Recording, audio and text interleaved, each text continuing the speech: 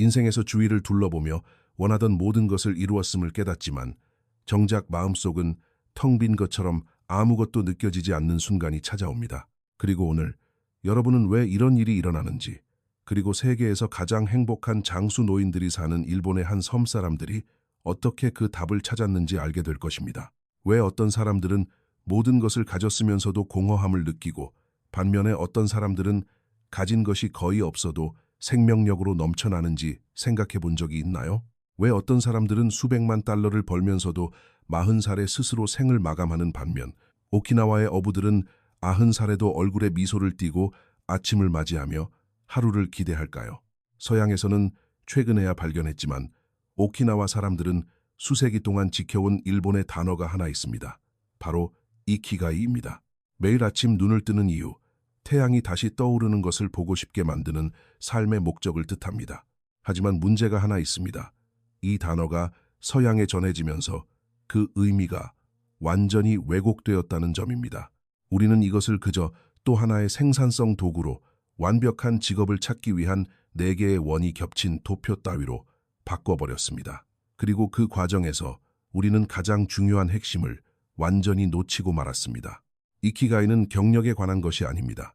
돈을 버는 것에 관한 것도 아닙니다. 그것은 훨씬 더 깊고 훨씬 더 두려운 것에 관한 이야기입니다. 그것은 주변의 모든 것이 의미를 잃었을 때 내가 왜 존재하는지를 기억해내는 것입니다. 오늘 여러분은 자신의 이키가이를 완전히 잊어버리고 그로 인해 거의 모든 것을 잃을 뻔했던 한 남자의 이야기를 듣게 될 것입니다. 이야기를 시작하기 전에 채널 구독과 좋아요, 그리고 댓글을 부탁드립니다. 여러분의 이키가이는 무엇인가요? 무엇이 여러분을 매일 아침 눈뜨게 하고 더 나은 사람이 되도록 노력하게 만드나요? 만약 아직 자신의 이키가이를 모르겠다면 이 영상이 도움이 될지도 모릅니다.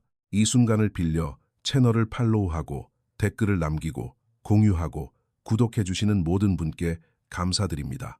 여러분 한 분 한 분께 진심으로 고맙습니다. 여러분의 애정과 관심에 깊이 감사드립니다.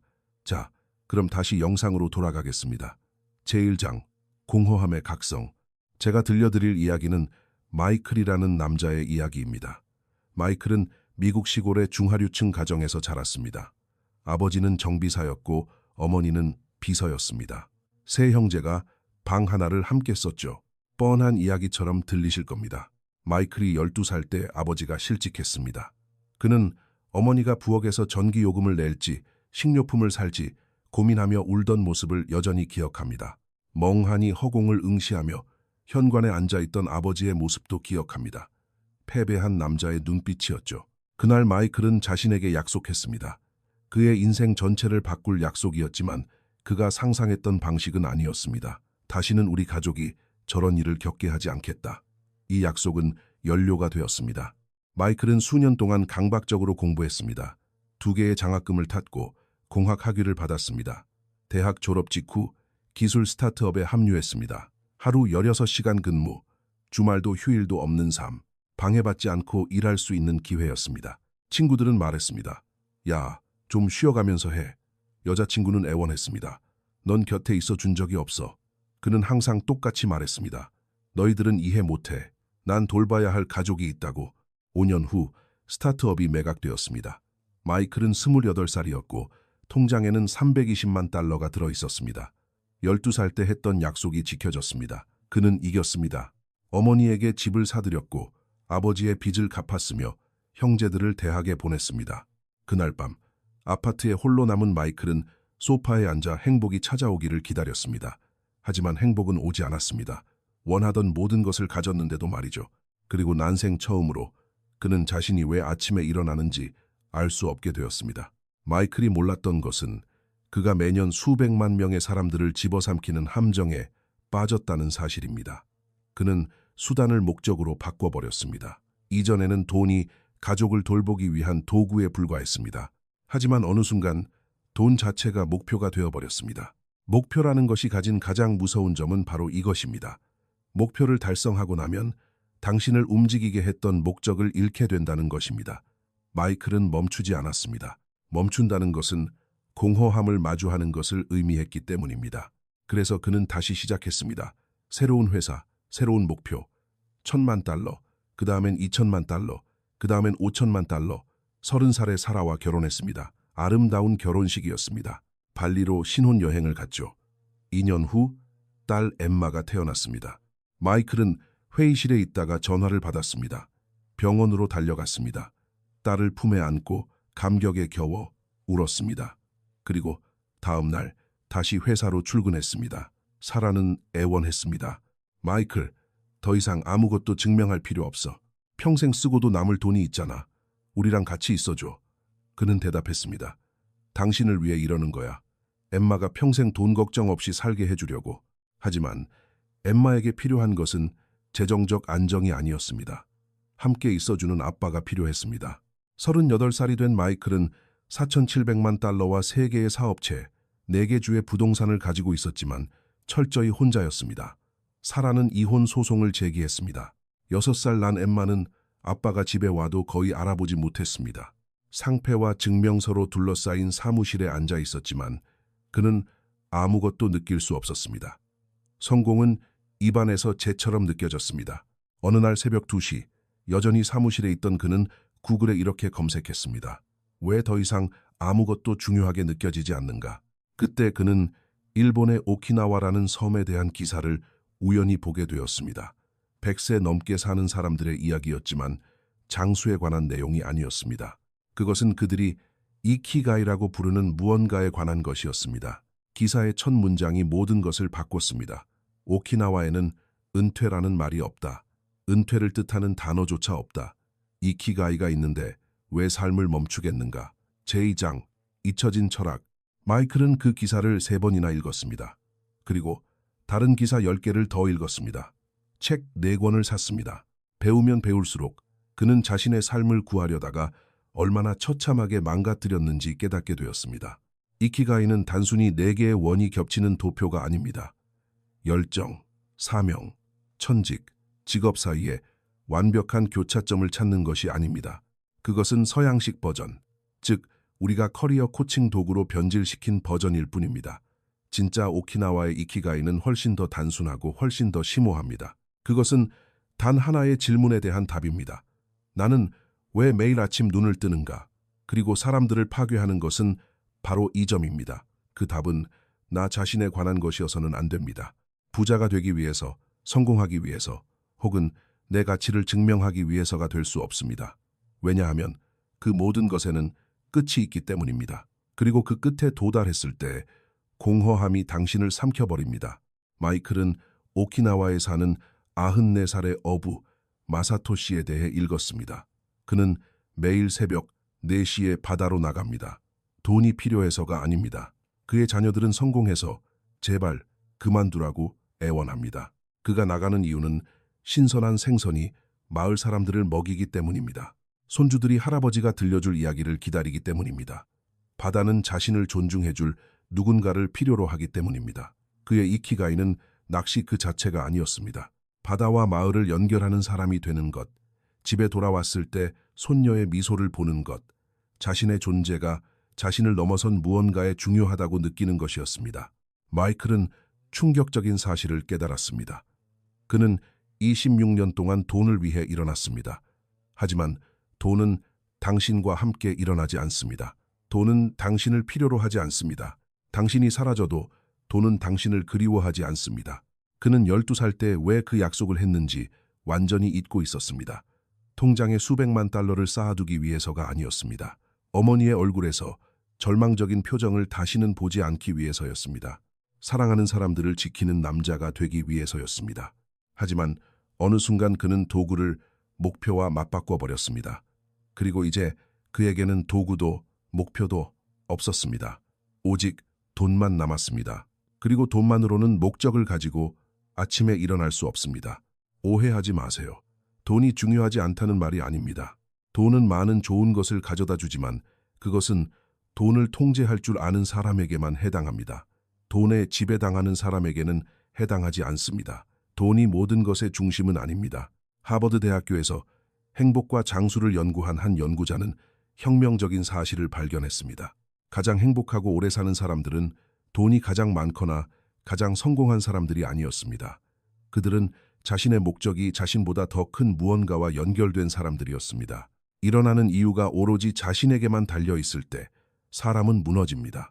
그 이유가 자신을 초월한 무언가에 달려 있을 때 사람은 부서지지 않습니다. 마이클은 사라에게 전화를 걸어 약속을 잡았습니다. 3년 만에 처음으로 제대로 된 대화를 나눴습니다. 그는 사과하지 않았습니다. 그보다 훨씬 더 나쁜 것을 인정했습니다. 내가 왜 이 모든 일을 하고 있었는지 잊어버렸어. 사라는 오랫동안 침묵했습니다. 그러고는 말했습니다. 마이클, 당신은 항상 우리에게 안전을 제공하는 것에 집착했어. 하지만 우린 한 번도 그걸 요구한 적 없어. 엠마에게 필요한 건 $10,000,000짜리 신탁 자금이 아니야. 아침 식사 자리에 있어주는 아빠가 필요한 거지. 난 대저택이 필요 없었어. 저녁 식사에 함께하는 남편이 필요했을 뿐이야.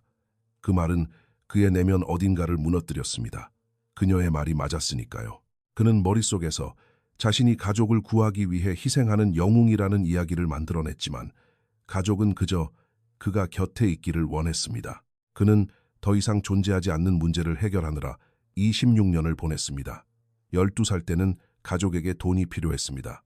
하지만 지금 그의 가족에게 필요한 건 바로 그 자신이었습니다. 그런데 그는 이미 가족이 가진 것보다 더 많은 것을 쫓느라 멀리 떨어져 있었습니다.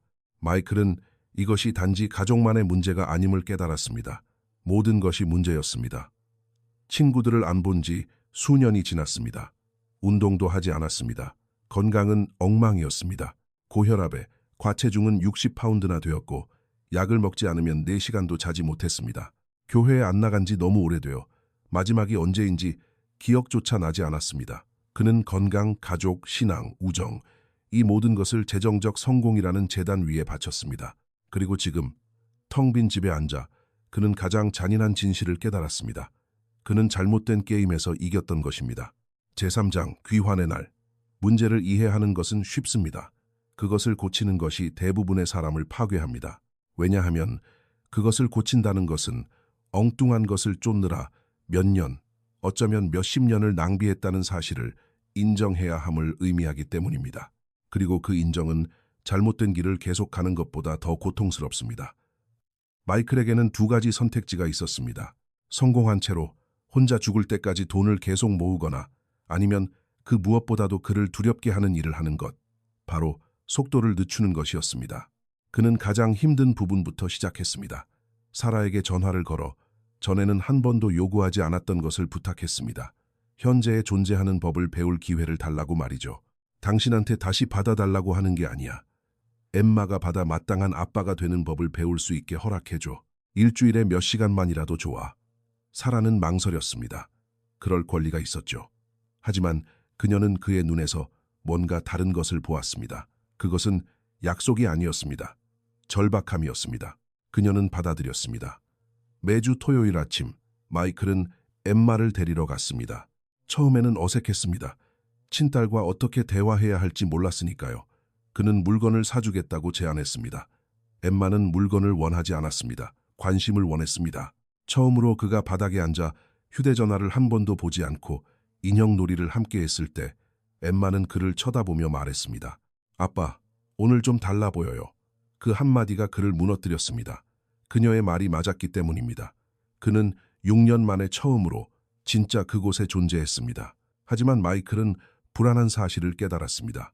일이 없는 자신은 누구인지 알 수 없었습니다. 그의 정체성 전체가 성공하고 생산적이고 부유한 사람이 되는 것에 맞춰져 있었습니다. 그것을 빼버리면 무엇이 남을까요? 이 질문은 한 가지의 정체성을 쌓아 올린 모든 사람을 공포에 떨게 합니다. 왜냐하면 그 한 가지가 사라지면, 그리고 그것은 언젠가 반드시 사라지는데 그때 당신은 산산조각이 난 기분을 느끼게 되기 때문입니다. 마이클은 이키가이에 대해 읽었던 내용을 기억해냈습니다. 오키나와에서 사람들은 단 한 가지로 정의되지 않습니다. 그들은 다양합니다. 어부이자, 할아버지이자, 정원사이며 이야기꾼이자 마을의 일원입니다. 한 부분이 무너져도 다른 부분들이 그를 지탱해줍니다. 그는 단 하나의 기둥 위에 전체 탑을 쌓았습니다. 그리고 이제 그 기둥에 금이 가고 있었기에 그는 다시 짓기 시작했습니다. 한 번에 모든 것을 바꾸는 것이 아니라 작은 단계부터, 아주 미세한 단계부터 시작했습니다. 첫째 주, 토요일은 엠마와 함께 딱 그것뿐이었습니다. 둘째 주, 매일 20분씩 걷기 시작했습니다. 살을 빼기 위해서가 아니라 몸이 움직이는 것을 다시 느끼기 위해서였습니다. 셋째 주, 아버지에게 전화를 걸었습니다. 3년 동안 제대로 대화한 적이 없었습니다. 커피를 마시기로 했습니다. 마주 앉자 아버지가 어떻게 지내냐고 물었습니다. 마이클은 처음으로 사실대로 말했습니다. 길을 잃은 것 같아요. 아버지는 침묵했습니다. 그러고는 말했습니다. 아들아, 넌 항상 나처럼 되지 않으려고 직장을 잃고 가족을 실망시킨 남자가 되지 않으려고 집착했지. 하지만 네가 정확히 그런 일을 했다는 걸 깨닫고 있니? 넌 잃는 것을 너무 두려워한 나머지 네가 무엇을 지키고 있었는지 잊어버렸단다. 그 말은 아팠습니다. 사실이었으니까요. 마이클은 평생 아버지가 되는 것을 두려워하며 살았습니다. 그리고 그 과정에서 더 나쁜 존재, 유령이 되어버렸습니다. 하지만 진짜 문제는 여기서 시작되었습니다. 마이클이 변하기 시작하자 주변 사람들이 그것을 달가워하지 않았기 때문입니다. 당신이 더 나은 방향으로 변하면 모두가 박수 쳐줄 거라고 생각하겠지만 현실은 그렇지 않습니다. 당신이 변하면 당신은 거울이 됩니다. 사람들은 그 거울에 비친 자신의 모습을 보는 것을 좋아하지 않습니다. 마이클의 동업자들이 불평하기 시작했습니다. 넌 더 이상 집중하지 않아. 변했어. 도대체 무슨 일이야? 그들의 말이 맞았습니다. 그는 달랐습니다. 그는 더 이상 일을 위해 모든 것을 희생하지 않았습니다. 그리고 그것이 그들을 거슬리게 했습니다. 이제 모든 것을 희생하는 사람은 그들뿐이었으니까요. 그가 성공했을 때 다시 나타났던 수년간 보지 못했던 친구들은 그가 속도를 늦추기 시작하자 사라졌습니다. 그들의 우정은 마이클과 맺은 것이 아니었습니다. 그의 지위와 맺은 것이었죠. 가장 힘든 부분은 그의 인생에 있는 일부 사람들은 그가 나아지기를 원하지 않는다는 사실을 깨닫는 것이었습니다. 그들은 그가 자신들에게 도움이 되는 예전의 모습으로 남아있기를 원했습니다. 마이클은 고통스러운 선택을 해야 했습니다.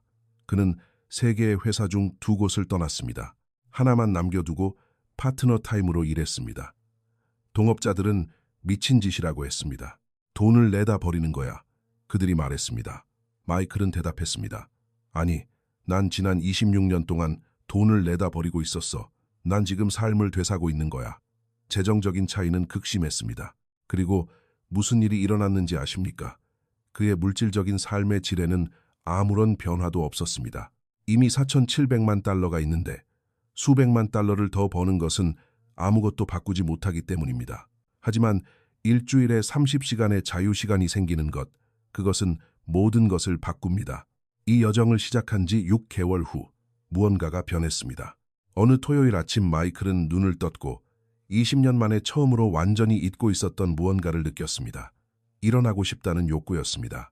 중요한 회의가 있어서가 아니었습니다. 계약을 체결해야 해서가 아니었습니다. 엠마를 데리러 가야 했기 때문입니다. 아버지와 산책하러 가야 했기 때문입니다. 진짜 친구들과 점심을 먹기로 했기 때문입니다. 그는 자신의 이키가이를 찾았습니다. 그리고 그것은 단 하나가 아니었습니다. 여러 개였습니다. 엠마는 이키가이였습니다. 그녀가 잘하는 것을 지켜보는 것, 곁에 있어주는 것, 그녀가 받아 마땅한 아빠가 되는 것, 건강은 이키가이였습니다. 통증 없이 일어나는 것, 에너지를 갖는 것, 자신의 몸 안에서 살아있음을 느끼는 것, 아버지와 어머니는 잃어버린 세월을 보상하는 것이었습니다. 한 번도 되어보지 못한 곁에 있는 아들이 되는 것. 신앙은 이키가이였습니다. 의무감이 아니라 자신보다 더 큰 무언가가 그리워서 교회로 돌아갔습니다. 하지만 아무도 대비시켜주지 않는 것이 하나 있습니다. 목적을 찾았을 때조차, 삶을 재건했을 때조차 공허함은 완전히 잊히지 않는다는 사실입니다. 제사장, 악마의 귀환. 1년 후 마이클은 상상도 못했던 상태에 있는 자신을 발견했습니다. 행복했습니다. 계약을 따냈을 때의 환희 같은 행복이 아니라 아침에 일어나 평화로움을 느끼는 조용한 행복이었습니다. 하지만 인간의 마음은 자신의 행복을 방해하는 무서운 능력을 갖추고 있습니다. 어느 날 밤 그는 살아 엠마와 저녁을 먹고 있었습니다. 결합은 아직 재결합되지 않았지만 관계를 다시 쌓아가는 중이었습니다. 엠마는 학교 이야기를 하고 있었고 사라는 웃고 있었습니다. 완벽한 순간이었습니다. 그런데 갑자기 이런 생각이 스며들었습니다. 넌 지금 돈을 잃고 있어. 경쟁자들은 일하고 있어. 넌 뒤처지고 있어. 마이클은 이 생각을 알고 있었습니다. 26년 동안 그의 머릿속에 살았던 생각이었습니다. 하지만 이제 그는 한 가지를 알고 있었습니다. 이 생각은 거짓말이라는 것을요. 대체 무엇에 비해 뒤처지고 있다는 걸까요? 그는 이미 쓸 수 없을 만큼 많은 돈을 가지고 있었습니다. 무엇을 위해 경쟁하는 걸까요? 전혀 차이를 만들어내지 못하는 계좌의 숫자를 늘리기 위해서일까요? 목적 없는 야망이라는 악마는 절대 죽지 않습니다. 그저 그곳에 앉아 있다가 당신이 행복할 때마다 돌아옵니다. 더 많은 것을 원해야 한다고 속삭이면서요. 지금의 차이점은 마이클이 대답하는 법을 배웠다는 것입니다. 난 이미 필요한 모든 것을 가졌어. 그리고 더 중요한 건 진짜 중요한 것들을 가지고 있다는 거야. 그는 엠마를 보았고 웃고 있는 사라를 보았습니다. 그러자 그 생각은 사라졌습니다. 하지만 사회는 당신을 가만히 두지 않습니다. 당신이 쥐들의 경주를 떠나면 남아있는 쥐들이 화를 냅니다. 한 행사장에서 사업가 친구가 마이클에게 다가왔습니다. 야, 너 속도 좀 줄였다며? 괜찮아? 재정적인 문제라도 있어. 마이클은 웃었습니다. 아니, 난 그저 내가 러닝머신 위를 달리고 있었다는 걸 깨달았을 뿐이야. 움직임은 많지만 전진은 전혀 없었지. 친구는 이해하지 못했습니다. 아니, 더 나쁘게도 이해했지만 마음에 들어 하지 않았습니다. 마이클이 떠날 수 있다는 건 그 자신도 떠날 수 있다는 뜻이었으니까요. 그리고 그는 그것을 인정할 준비가 되어 있지 않았습니다. 이키가이에 대한 가장 불편한 진실은 이것입니다.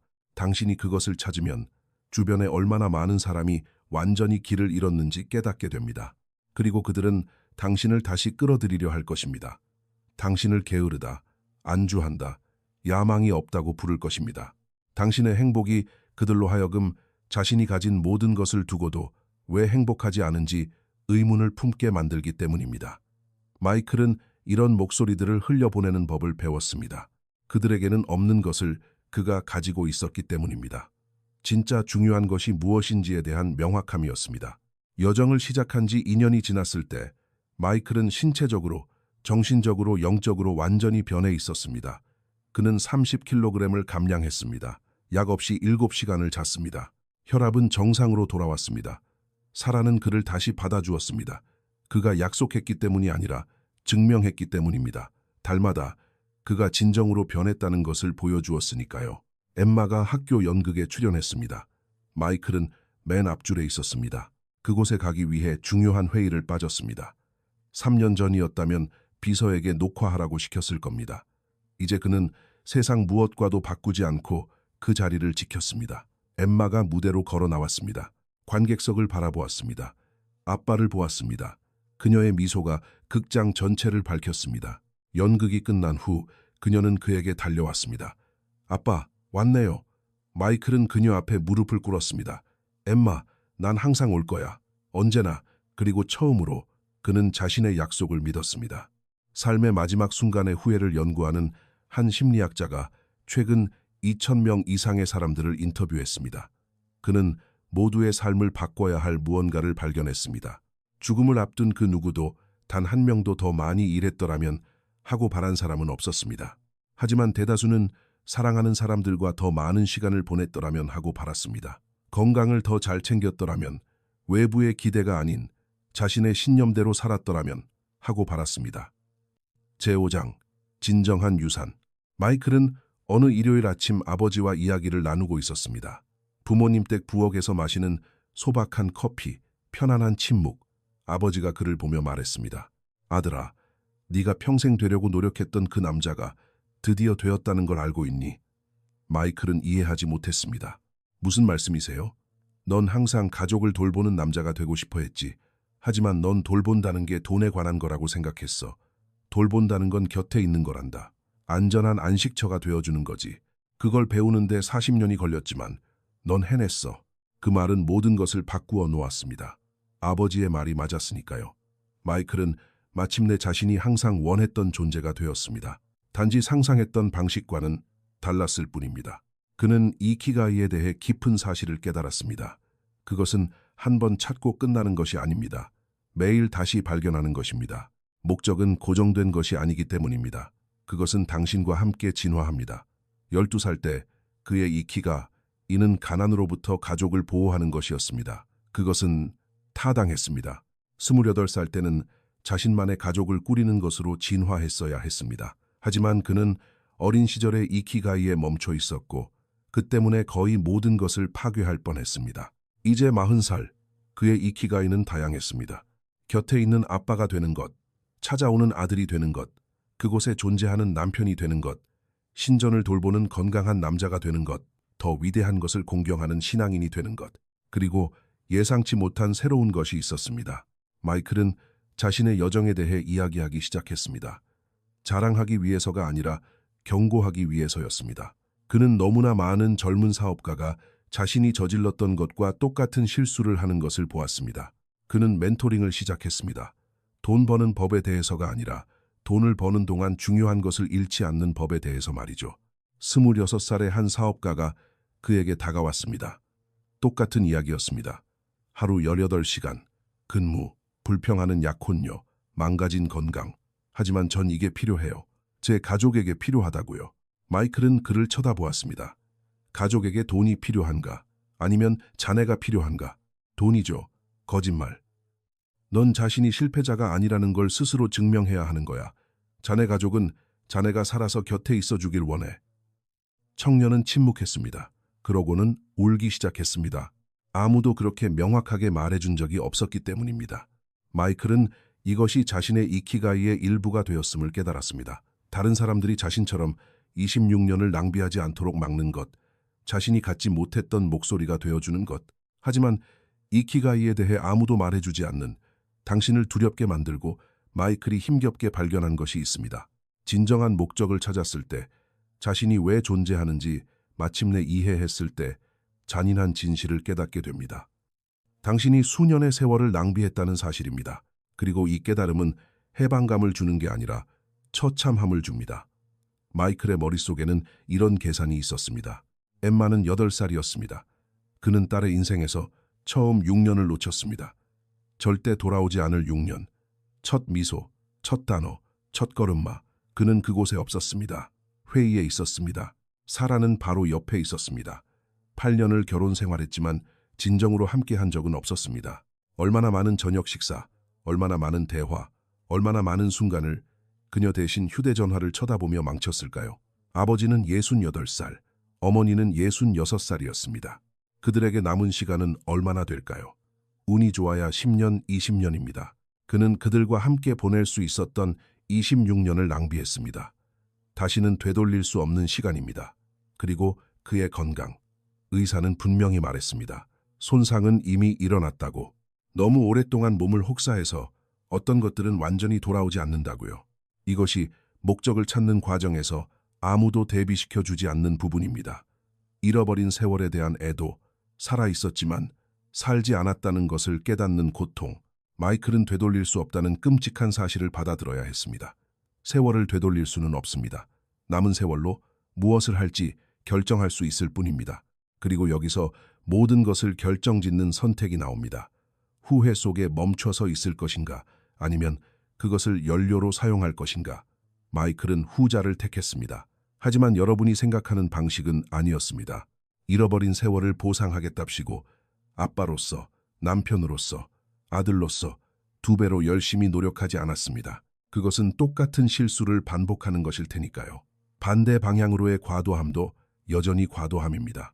그는 오키나와의 장수 노인들이 알고 있는 것을 배웠습니다. 균형은 한 가지에 100%를 쏟는 것이 아닙니다. 여러 가지에 충분할 만큼 나누어 주는 것입니다. 어떤 한 가지도 당신을 완성하지 못합니다. 당신은 당신의 모든 목적의 합입니다. 일에는 20%, 돈은 여전히 중요하니까요.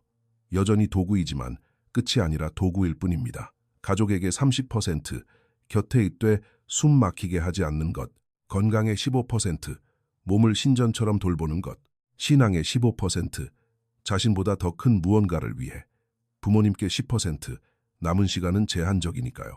공동체와 멘토링의 10%, 수학적으로 들리겠지만 숫자에 관한 것이 아닙니다. 의도성에 관한 것입니다. 일이 기본값으로 모든 것을 집어삼키게 두는 대신 에너지를 어디에 쓸지 능동적으로 결정하는 것입니다.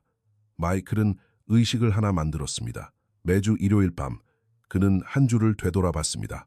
번 돈이나 달성한 목표가 아니라 이키가이를 존중했는지의 관점에서요. 엠마가 양질의 관심을 받았는가? 사라가 존중받는다고 느꼈는가? 부모님께 전화를 드렸는가? 몸을 돌보았는가? 신앙을 실천했는가? 누군가를 도왔는가? 만약 어떤 영역에서 답이 아니요 라면 다음 주에는 그 영역을 우선순위에 두었습니다. 완벽주의가 아니라 중요한 모든 영역에 꾸준히 존재하는 것. 제6장 사는 법을 가르치는 죽음. 이 여정을 시작한 지 3년 후 마이클은 모든 것을 다시 바꾸어 놓는 전화를 받았습니다. 아버지가 병원에 계신다는 것이었습니다. 심장마비였습니다. 마이클은 모든 것을 제쳐두고 달려갔습니다. 도착했을 때 아버지는 안정된 상태였지만 쇠약해 보였습니다. 늙으신 아버지를 진정으로 본 것은 처음이었습니다. 연약함은 두렵습니다. 무언가를 직시하게 만들기 때문입니다. 시간이 유한하다는 사실을요. 마이클은 침대 곁에 앉았습니다. 아버지가 그의 손을 잡았습니다. 아들아, 만약 내가 오늘 죽는다면 난 행복하게 죽을 거다. 지난 3년 동안 내 아들을 되찾았으니까. 마이클은 눈물을 참을 수 없었습니다. 동시에 끔찍하고도 아름다운 사실을 깨달았기 때문입니다.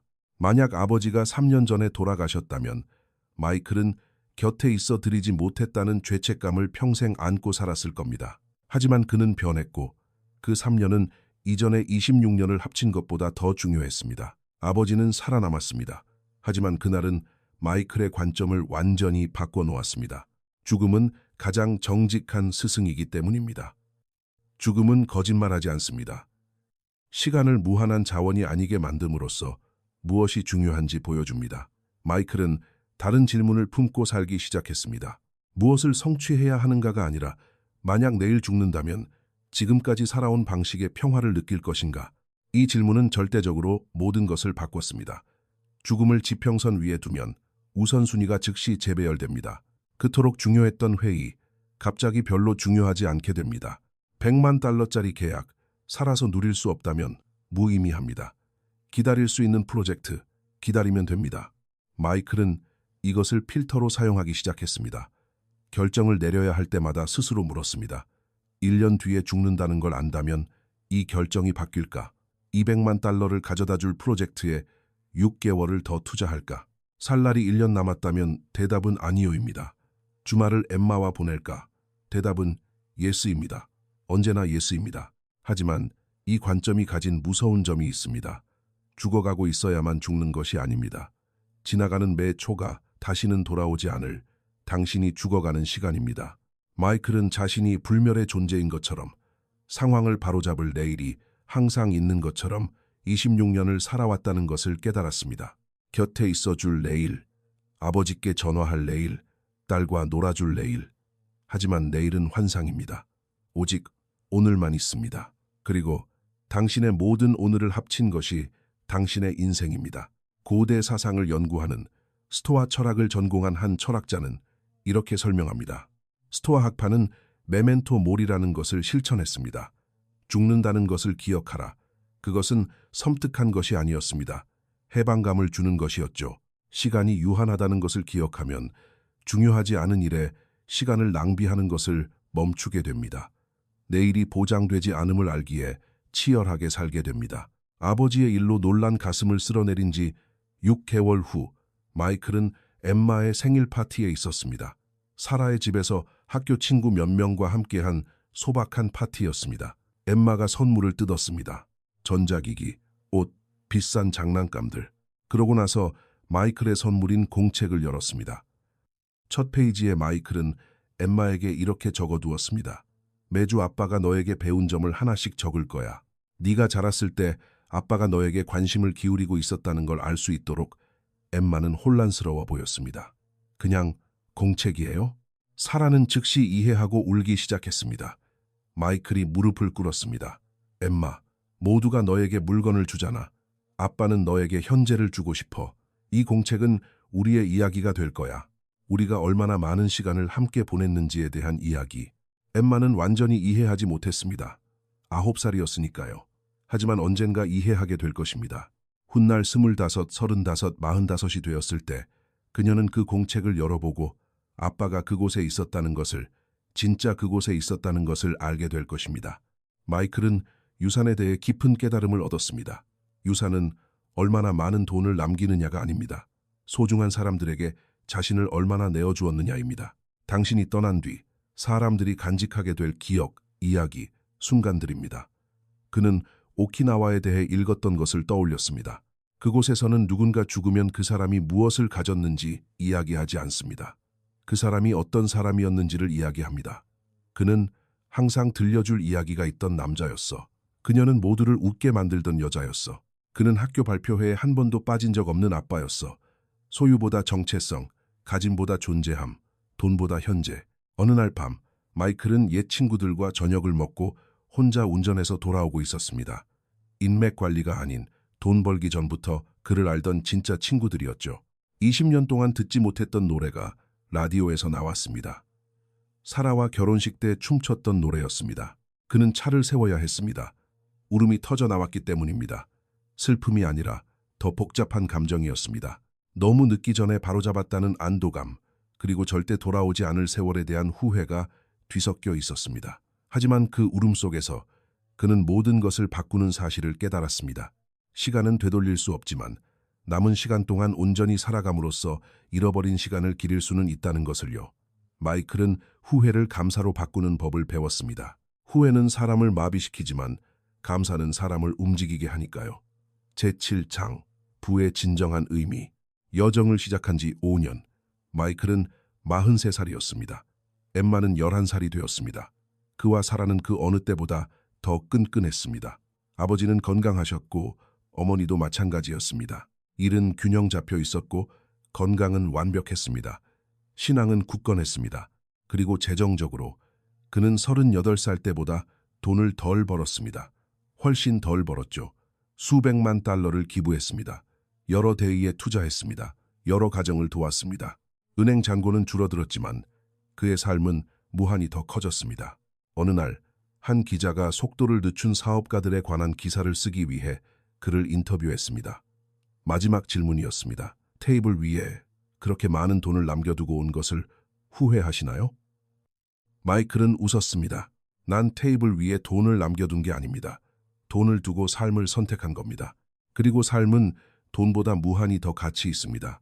하지만 둘 다 가질 수도 있었잖아요. 아니요, 시도는 해봤습니다.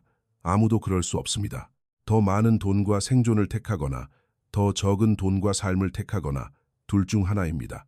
선택은 당신 몫이죠. 그 기사는 발행되지 않았습니다. 기자는 관점이 맞지 않는다고 했습니다. 하지만 마이클은 진실을 알고 있었습니다.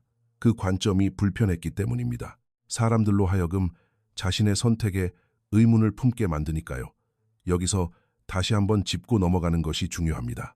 제가 돈이 있다고 말할 때 그것은 이미 엄청난 부자이거나 매우 좋은 생활 수준을 누리면서도 끊임없이 일하며 많은 것을 희생하는 사람들을 말하는 것입니다.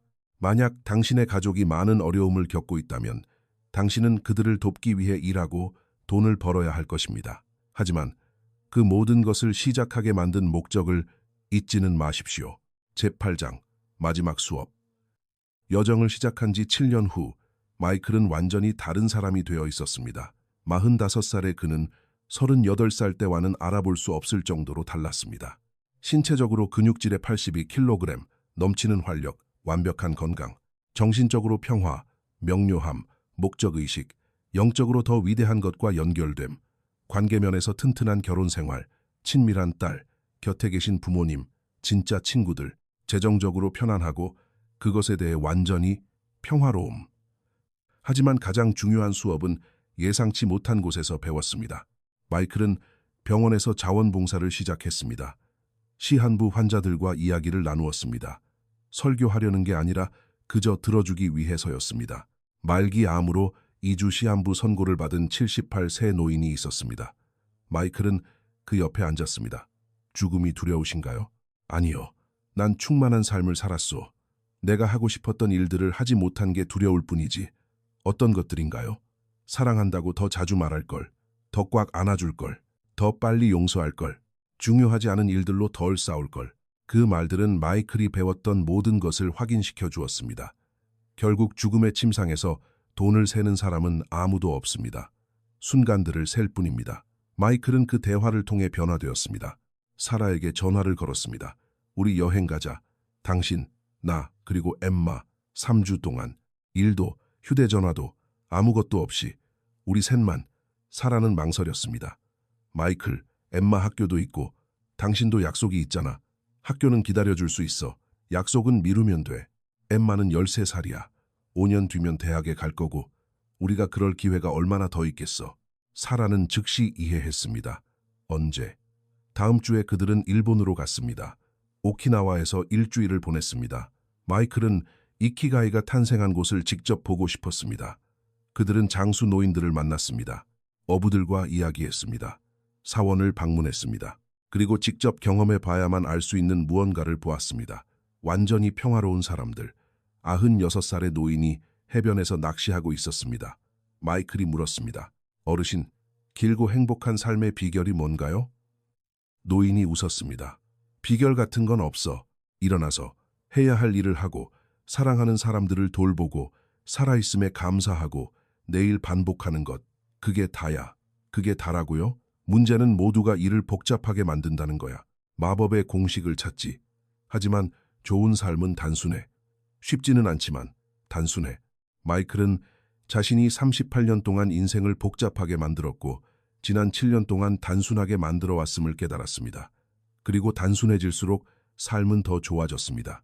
100세 이상 사는 사람들이 모여 사는 블루존을 20년간 연구한 한 인류학자는 장수의 비결이 영양제나 특별한 식단에 있지 않다는 것을 발견했습니다. 그것은 목적, 공동체, 자연스러운 움직임, 그리고 스트레스 감소에 있었습니다. 오키나와 사람들이 더 오래 사는 이유는 의미 있는 삶을 살기 때문입니다. 더 좋은 약을 구할 수 있어서가 아니라 아침에 일어날 이유가 있기 때문입니다. 오키나와에서의 마지막 밤, 셋은 해변에 앉아 있었습니다. 엠마가 마이클과 사라 사이에 앉았고 파도가 부서지고 별이 총총한 하늘, 완벽한 침묵이었습니다. 엠마가 말했습니다. 아빠, 우리 왜 이런 거 더 자주 안 해요? 마이클은 그녀를 보았습니다. 매년 할 거야. 약속해요? 진짜 약속? 예전처럼 말고요. 그 말은 아팠습니다. 깨진 약속들을 떠올리게 했으니까요. 하지만 공정했습니다. 그는 신뢰를 다시 쌓아야 했습니다. 엠마, 약속할게. 그리고 만약 아빠가 어기면 네가 따져도 좋아. 이제 난 뭐가 중요한지 아니까. 사라는 그의 손을 잡았습니다. 엠마가 그를 안았습니다. 그 순간 마이클은 수십 년간 느끼지 못했던 무언가를 느꼈습니다. 온전함이었습니다. 재구장, 완전해진 집, 여정을 시작한 후 마이클은 48살이었습니다. 엠마는 이미 10대가 되었고 생명력과 꿈으로 가득 차 있었습니다.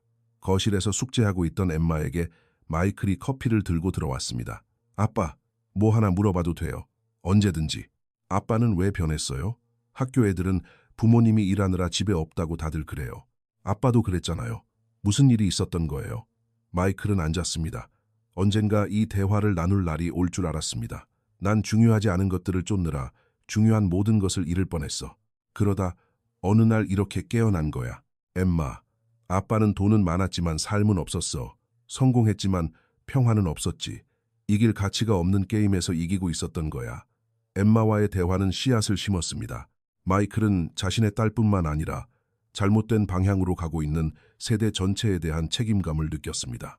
이 여정을 시작한 지 15년 후 마이클은 53살이었습니다. 엠마는 대학생이었습니다. 그와 사라는 그 어느 때보다 굳건했습니다. 부모님은 건강하게 살아계셨습니다. 그의 건강은 완벽했습니다. 일은 균형 잡혀 있었고 신앙은 강했습니다. 목적은 명확했습니다. 그는 41년 전 아버지가 실직했을 때 앉아있던 바로 그 현관에 앉아 있었습니다. 패배한 남자의 눈빛을 하고 있었던 아버지. 마이클은 그 순간을 자신이 했던 약속을 기억했습니다. 다시는 우리 가족이 저런 일을 겪게 하지 않겠다. 그는 약속을 지켰습니다. 하지만 상상했던 방식과는 달랐습니다. 수백만 달러를 쌓아서가 아니라 곁에 존재함으로써 안전한 안식처가 됨으로써 나타나는 남자가 됨으로써 지켰습니다. 엠마에게 전화가 왔습니다. 아빠, 뭐 하나 물어봐도 돼요? 묻긴 언제든지. 저 만나는 남자가 있는데요. 일에 중독되어 있어요. 예전 아빠 모습이랑 비슷해요. 어떻게 해야 하죠? 마이클은 미소 지었습니다. 그에게 보여줘. 성공은 모든 것을 갖는 게 아니라 중요한 것 외에는 아무것도 필요로 하지 않는 거라는 걸. 돈은 도구이지 목적이 아니라는 걸 보여줘. 삶은 얼마나 많이 쌓느냐가 아니라 얼마나 많이 사느냐에 관한 거라는 걸 보여줘. 만약 그가 이해하지 못하면요? 그럼 결정해야지.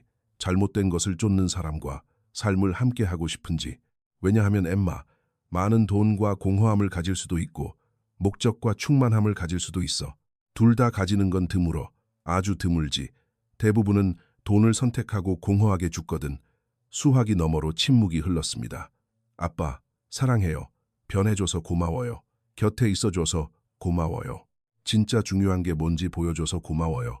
마이클은 전화를 끊고 53해 만에 처음으로 자신이 올바른 게임에서 이겼다고 느꼈습니다.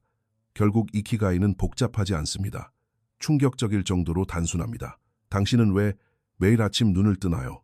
만약 그 대답이 돈, 지위, 성취라면 당신은 모든 것을 이루고도 공허하게 깨어날 것입니다. 하지만 그 대답이 사랑하는 사람들, 지켜야 할 건강, 공경하는 신앙, 섬기는 목적이라면 모든 것을 갖지 못해도 당신은 충만하게 깨어날 것입니다. 마이클은 가장 중요한 교훈을 배웠습니다. 평생 성취하며 살다가 아무것도 없이 죽을 수도 있고 평생 살아가며 모든 것을 안고 죽을 수도 있습니다. 선택은 언제나 당신의 몫이었습니다. 단지 몰랐을 뿐입니다. 이제 당신은 알게 되었습니다. 만약 이 영상이 목적에 대한 여러분의 관점을 바꾸었다면 댓글로 알려주세요. 여러분의 이키가이는 무엇인가요? 여러분은 진짜 왜 매일 아침 눈을 뜨나요? 솔직해지세요. 오직 진실만이 당신을 자유롭게 하니까요. 기억하세요. 그 어떤 성공도 살아보지 못한 삶을 보상할 순 없습니다. 돈은 도구입니다. 삶이 목표입니다. 그리고 모든 것이 무의미해 보일 때 당신의 이키가이를 기억하세요. 여기까지 시청해 주셔서 감사합니다. 이것은 여러분이 아는 것보다 더 중요합니다. 다음 영상에서 뵙겠습니다.